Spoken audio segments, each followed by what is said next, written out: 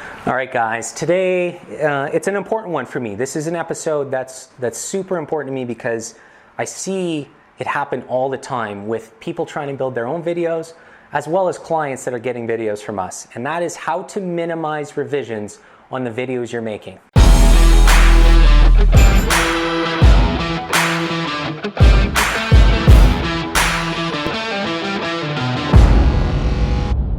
Hey guys, my name is VanderMeer and I make digital marketing and marketing tip videos right here on YouTube.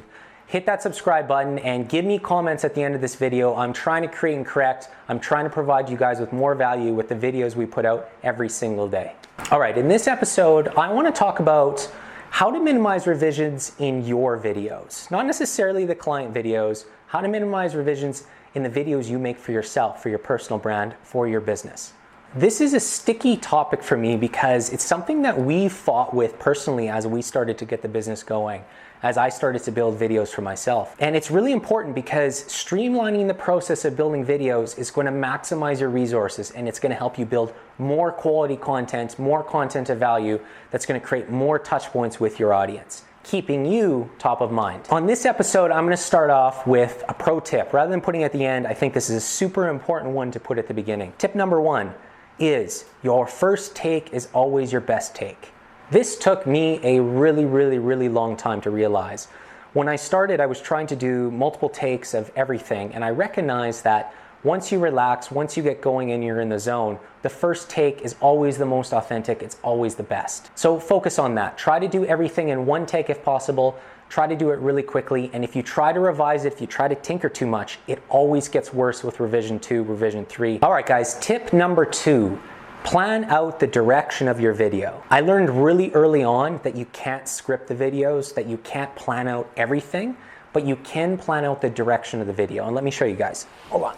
This is the relative plan that we use for each of my YouTube videos. Very raw, it's just written on paper, a couple of points that I want to touch on each video, and it allows me to keep focus throughout the video, and it allows me to not go off on too many tangents. I found early on I would start talking about other items, other topics in the middle of the video, and when we were editing it, it was hard to always match that up and recognize the title of the video is really important. So just plan it out. It'll help streamline the process and it'll help you get through your video timeline and process a lot faster. All right. Tip number 3 is make B-roll, and make B-roll for your videos with a purpose. This was one of the biggest mistakes that I think we made early on with our videographers as well as myself, is I would grab the camera and I would take everything. I'd fill up the memory card every single time we went out for a shoot. And I think it's important to go out with a purpose. It's not necessarily that you're gonna have a plan for the B-roll because every situation's a little different. However, you absolutely have to plan out the B-roll. Sorry, my phone's ringing. All right, back. It's not that you necessarily have to plan out the B-roll, but because every situation's a little different when you go out, you kind of have to go and see what the lay of the land is when you go there. But take it with a purpose. Don't fill up the memory card. It's going to help save hard drive space. It's going to make your workflow of editing your videos a lot faster for your team. And it's going to allow you just to build more content. Guys, number 4, and this is a super important one, and I think I've said that on every tip so far, but this one really is important to me, and that is to be authentic in every video you make. Fake it till you make it is no longer a part of building content. Be authentic to yourself, talk about your current situation, talk about your story.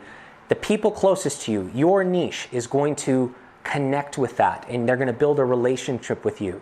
So be authentic. It's going to take your videos from here to here. It's going to make your videos better. Every single video, get out there and be yourself.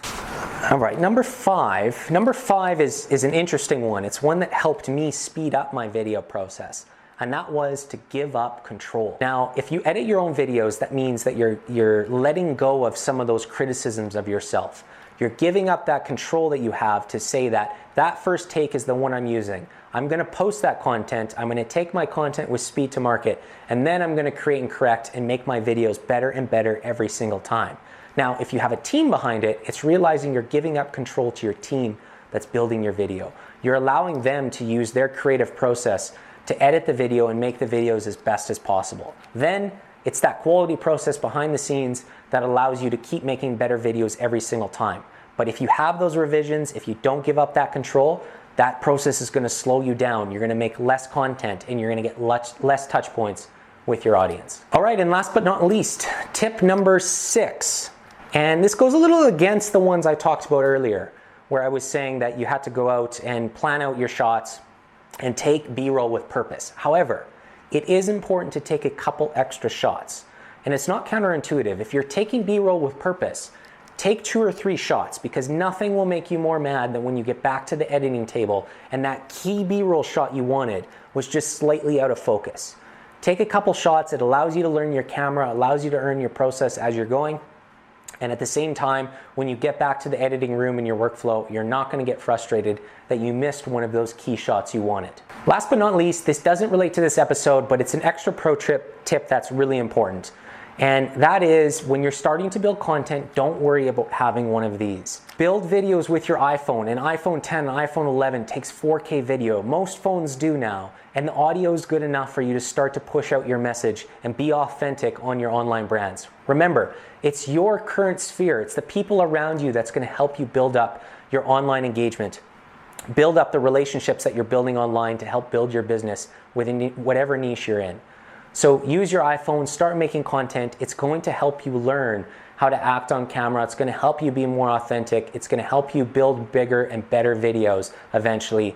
And as you grow, then you can worry about getting into the bigger cameras, the bigger equipment. The audio and the video on an iPhone is plenty good enough for you to start your process. So get after it.